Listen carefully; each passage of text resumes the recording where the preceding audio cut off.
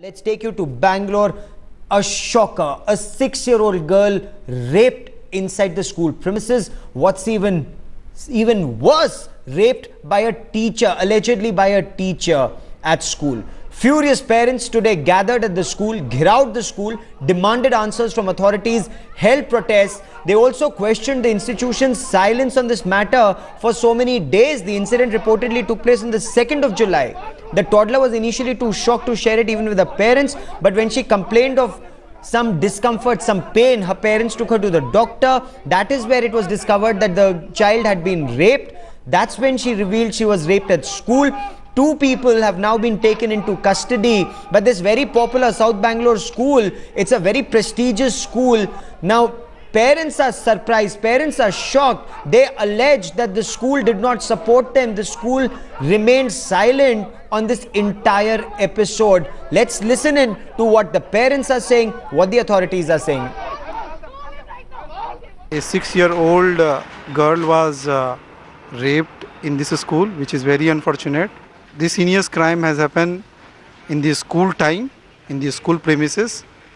The main issue what we are saying is from the school side, nobody is taking the responsibility to say that yes, this has happened and these are the action has been taken and these are the steps and measures we will take so that it should never happen in this school. Nobody is telling that.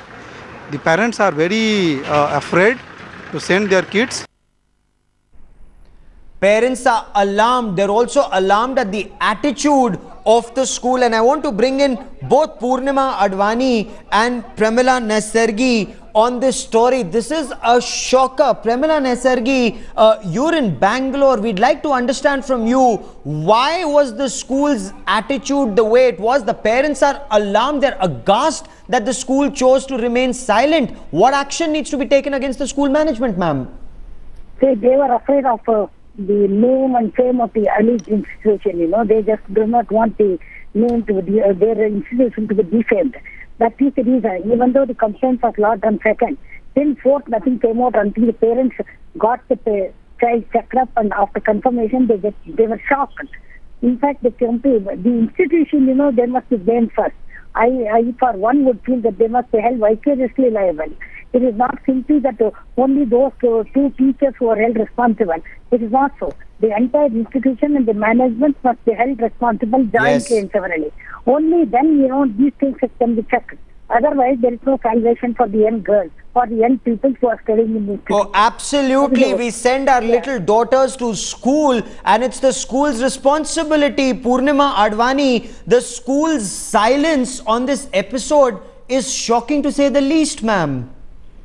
No, it's shocking to state the least. It shocks the conscience of the nation. If such schools are permitted to continue, then the very concept, the thrust, the fundamentals of women's empowerment is shaken, because this entire talk on empowerment is based on education. Whereas on the one hand, we have been talking in terms of rights to education, of what use is a right which will be translated to mere paper rights if the institutions imparting education are not compelled to enforce their duty to protect those rights.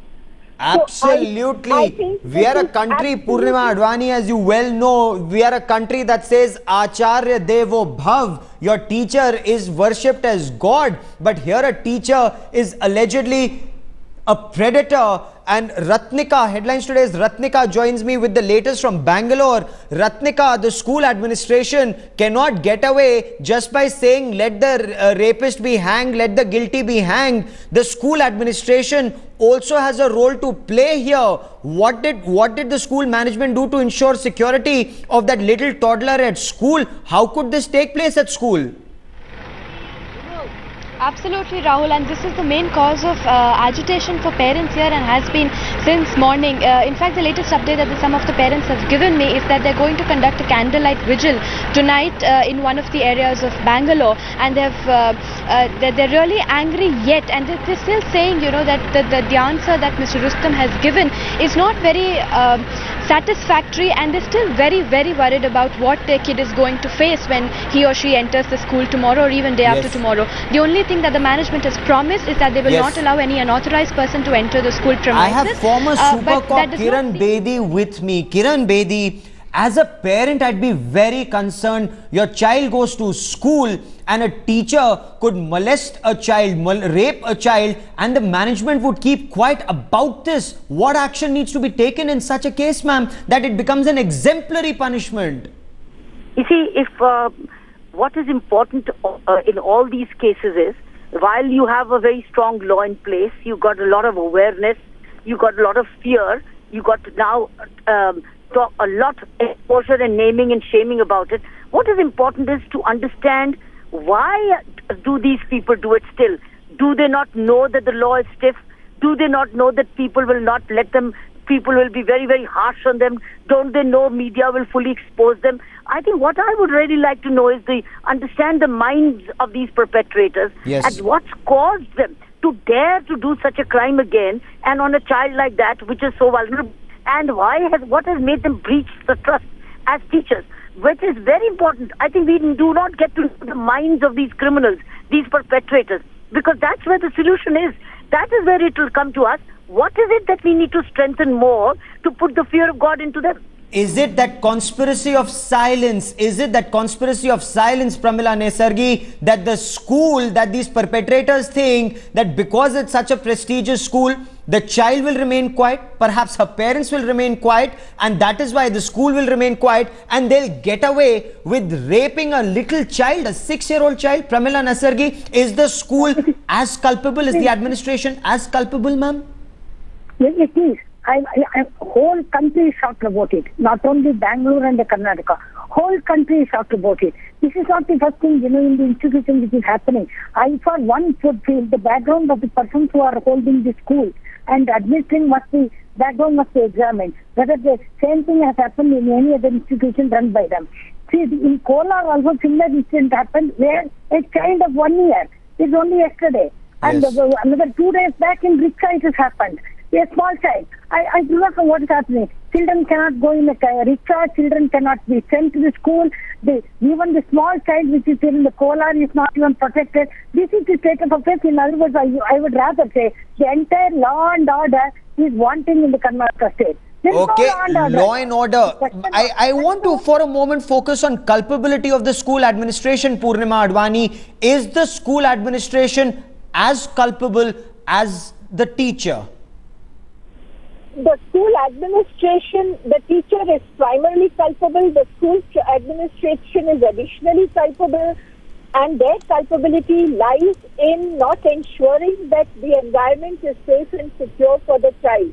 Also, once the incident did happen and it was revealed, it was a primary duty to ensure that the guilty is brought to book and a correct message is given to everyone that such a crime is intolerable.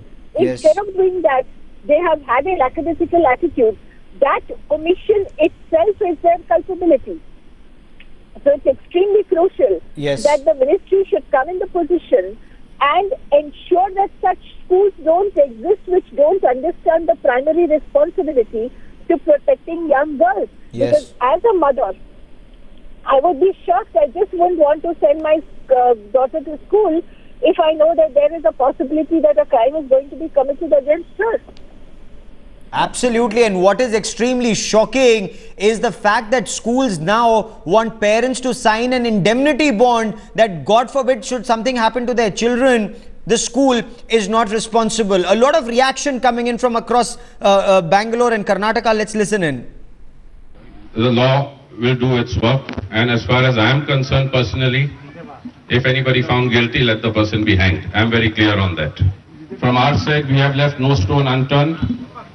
We understand that there is always space for improvement and we are open for suggestions.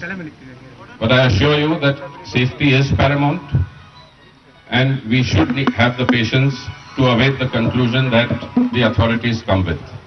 The speech or whatever he spoke was more political. He is still not in agreement that something happened inside the school premises.